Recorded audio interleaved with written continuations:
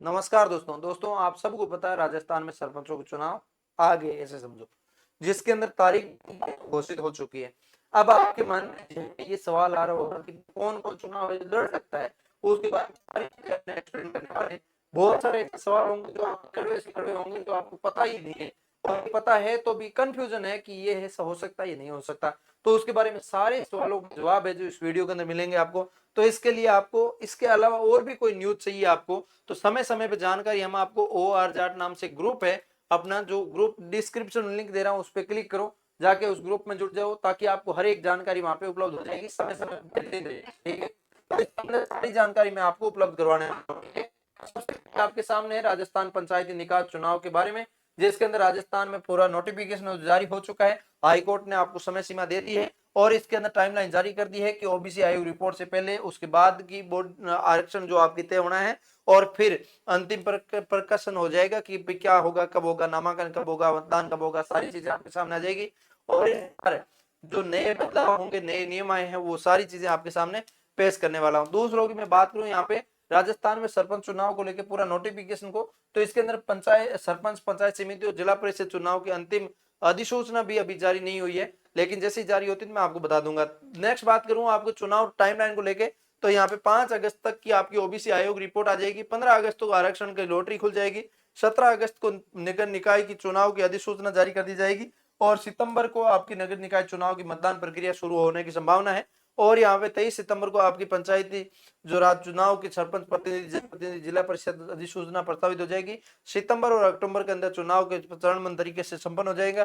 15 नवंबर तक सभी नगरीय निकाय पंचायत चुनाव है जो आपके संपूर्ण हो जाएगा, पूरा कराने का लक्ष्य रखा गया है। इसके बाद में बात करूं कौन कौन है जो चुनाव लड़ सकता है उसके बारे में, तो कौन कौन की बात करूं तो भारत का नागरिक होना चाहिए सबसे पहली बात, तो संबंधित वार्ड से वोटर होना चाहिए, संबंधित वार्ड से मतदाता होना चाहिए, मतलब जिस ग्राम पंचायत से जिस गांव से आपको खड़ा होना है उस गांव का उस पंचायत का आप वोटर है या नहीं है, उस गांव का उस पंचायत का वोटर होंगे तो ही आप इसके अंदर खड़े हो सकते हैं। ठीक है, इसके लिए न्यूनतम आयु जो 21 साल की रखी गई है, कम से कम आपकी उम्र 21 साल होनी चाहिए, ऊपर ऊपर से आप 60-70 साल हो सकते हैं। ठीक है, आवश्यक दस्तावेज पूरे होने चाहिए आपको। दस्तावेज क्या क्या लगते हैं वो भी मैं आपको अलग से डिटेल वीडियो बना के बता दूंगा कि आप ये दस्तावेज तैयार कर लीजिए, आप सरपंच चुनाव के लिए खड़े होना चाह रहे हैं या फिर आपका कोई साथी खड़ा हो रहा है, उसका कौन सा डॉक्यूमेंट अधूरा है, आपको पता है, आपको लग रहा है कि सरपंच चुनाव कैसे खड़ा हो सकता है, तो वो डॉक्यूमेंट पूरा कर पाएगा नहीं कर पाएगा, वो भी आपको सवाल मिलेगा। निर्वाचन आयोग की पात्रता की पूरा करना है उसके बारे में जानकारी आपके सामने पेश करूंगा।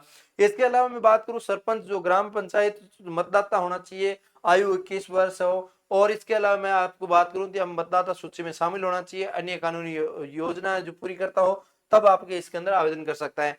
इसके अलावा मैं बात करूं आपके लिए यहाँ पे, इसके अलावा 6 नंबर पॉइंट आपके सामने है। 6 नंबर पॉइंट क्या कहता है, इस बार नए नियम जो आए हैं उस नए नियम के अकॉर्डिंग क्या क्या होना चाहिए, ओबीसी राजनीति आरक्षण होना चाहिए। इसके अंदर आपकी ओबीसी आरक्षण पूरा करने का नींद जैसे आएगा तो मैं आपको बता दूंगा, और ओबीसी आयोग रिपोर्ट जैसे आएगी समय समय पर आपको अपडेट देते रहते हैं, लेकिन ये जैसे आएगी तब आपको बता देंगे। ठीक है, हाईकोर्ट का आदेश भी आपके सामने है, टालना नहीं है, आपको इसके अंदर ध्यान रखना है।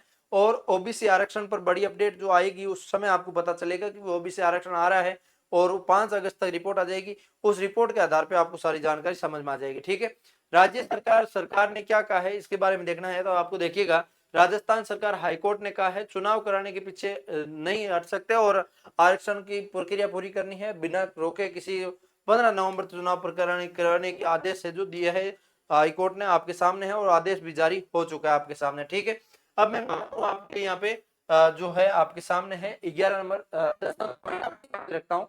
10 जो है वो आपके नया आदेश जारी, निर्वाचन आयोग ने कोर्ट ने कहा है कि चुनाव आयोग पूरी तरह से तैयार है और सरकार जैसे ही वार्ड आरक्षण अंतिम सूची देगा और आयोग 1 दिन में चुनाव कार्यक्रम है जो जारी कर देगा। ठीक है, ये आपके सामने, यानी देरी आयोग की ओर से करी जा रही है नहीं बल्कि आरक्षण की ओर से की जा रही है, इंतजार हो रहा है, वो इंतजार जैसे ही होता है खत्म तो हम आपके सामने चुनाव कराने के नोटिफिकेशन वो जारी कर देंगे। चुनाव क्यों टले थे वो मुख्य कारण आपको पता समझ में आ गया होगा कि ओबीसी आरक्षण का है, ट्रिपल टेस्ट पूरा करवाना है, ओबीसी आयोग का रिपोर्ट लंबित है, और यहाँ पे आरक्षण है, परिसीमन हो रहा है, परिसीमन होते ही आपके सामने आ जाएगा।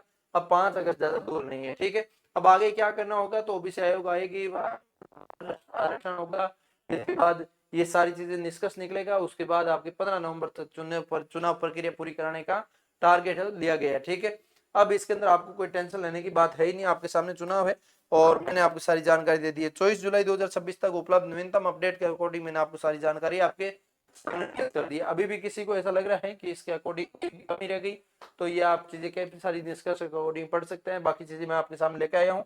अभी भी इसके अंदर अपने डाउट है जो क्लियर कर लीजिएगा। एक बार मैंने थंबनेल पे लिख के लेके आया हूँ कौन कौन चुनाव लड़ सकते हैं। बड़े बदलाव आपके सामने है कि पहले 2 बच्चे जो होने जरूरी, 2 बच्चे से ज्यादा थे वो फॉर्म नहीं लगा सकते थे, अब 2 बच्चों वाला रूल भी खत्म कर दिया।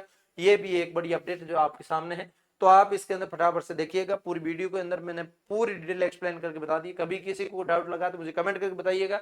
मिलूंगा किसी नई वीडियो के साथ, तब तक के लिए जय हिंद जय भारत।